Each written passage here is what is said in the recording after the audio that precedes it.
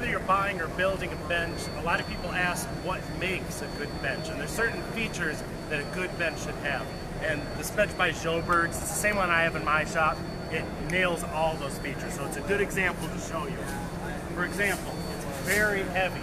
I mean, it's difficult for one person to move this bench, and that's good. You don't want wasted energy because your bench is moving as you're trying to saw or chisel or whatever you're doing with your workpiece. It's heavy because it's made out of solid European beech.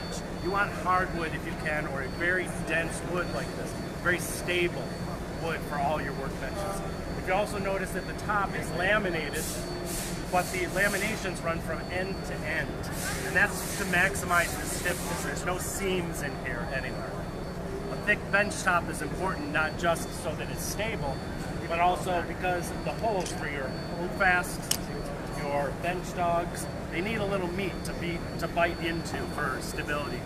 And when you combine bench dogs with good vices, you can clamp things to the top of the bench in various configurations or hold them down.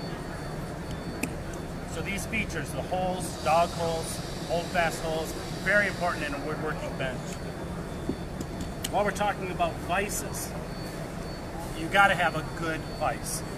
It has to be stable, it has to be very heavy.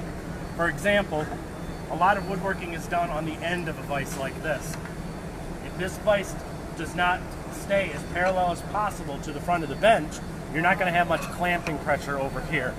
If you notice, this one has heavy bars, iron bars that run in tracks, and that still gives us a lot of clamping pressure, even though we're not using the entire vise. The screw has a very coarse thread. That's important in a vise because you don't want to be turning forever to open and close it. This one opens and closes with just a few turns. Something that a lot of people really neglect when they build to their own benches is to have the chop flush with the front edge of the bench and the front edge of the bench flush with the front of the legs. And that's because we don't just clamp things on top of the bench, we also want to clamp big objects to the base of the bench. So I could take a holdfast like this, and I could put it in one of the holes on the leg. And now I can put a large panel, maybe a door, and clamp it right to the face of this bench because it's all on one plane. Finally, it's not a necessity, but I like to have tool storage in a bench.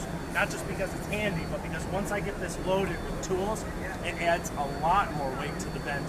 It makes it much more stable. You can never have too much stability. So the Sjobergs bench gets all of those things, and that's why it's my favorite.